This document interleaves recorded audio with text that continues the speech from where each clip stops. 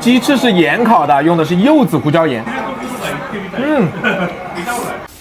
我操，这里有个50日元的烧鸟啊！在日本走南闯北这么多年啊，都没见过几家50日元的烧鸟，这还是在日本物价最高的城市东京啊！看呢。他家的烧鸟真的全都是50日元啊，还有一些奇形怪状的那个90日元。那这个菜单我直接不用看了，各来5串。違いますか？焼き鳥あります。全部あります。5本ずつお願いします。而且他家居然还有10日元的刺身，扇贝刺身。扇贝吃到嘴里面是有回甘的，还不错。日本的烧烤就是吃烧鸟啊，鸟在日语里面就是鸡的意思，烤鸡翅。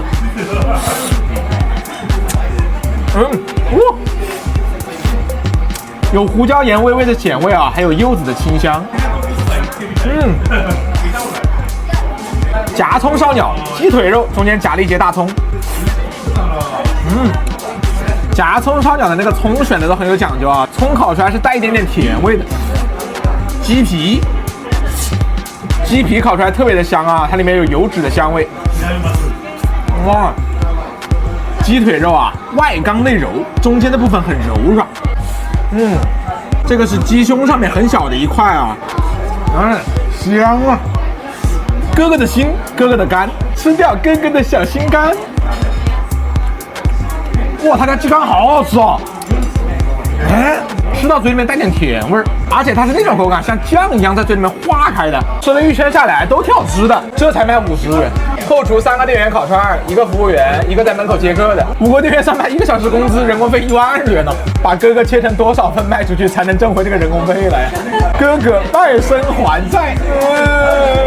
串应该是不挣钱啊，主要靠饮料和酒水挣钱吧。他们日本人喝酒，很多人是吃过饭再来喝的，2、3个串嘬一晚上，一节一节的吃，吃一节喝一口。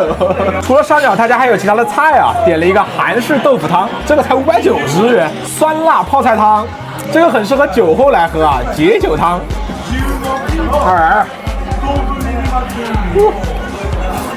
牛筋汤，这也是590啊！哇，这里面好多牛筋哦。牛筋上面带着那个脂肪特别香哦。虽然东京是日本物价最高的地方啊，但是你看，除了市中心那一块，吃东西也不贵嘛。对吧？天天来吃。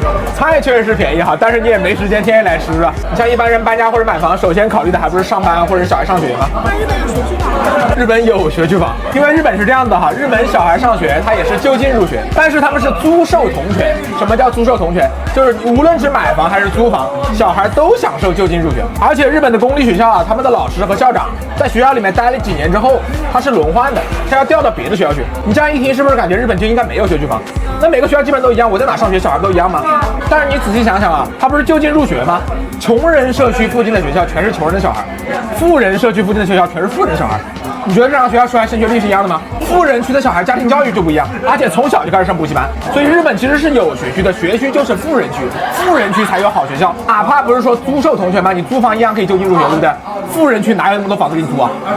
富人区有房子给你租，富人区租金不高吗？你租金本来就是一个收入门槛的，一年让你花几百万租房，本身不就是对你经济实力的一种考验吗？更夸张的就是说，富人他根本就不会上公立学校啊。你比如说那个早稻田大学，早稻田大学它有小学部和初中部哈。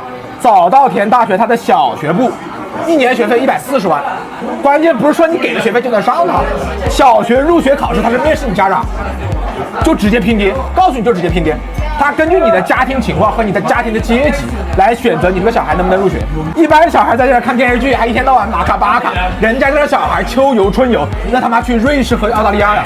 如果你是早稻田小学毕业的，早稻田中学毕业的，你高考可以不用考，直接升早稻田大学，这就是富人的玩法。而且日本的私立大学是推荐制的哈，名人给他写推荐信，直接入学。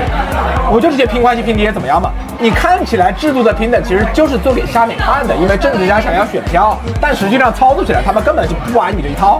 今天狠造了40个串，还吃了2道菜，才花了3000。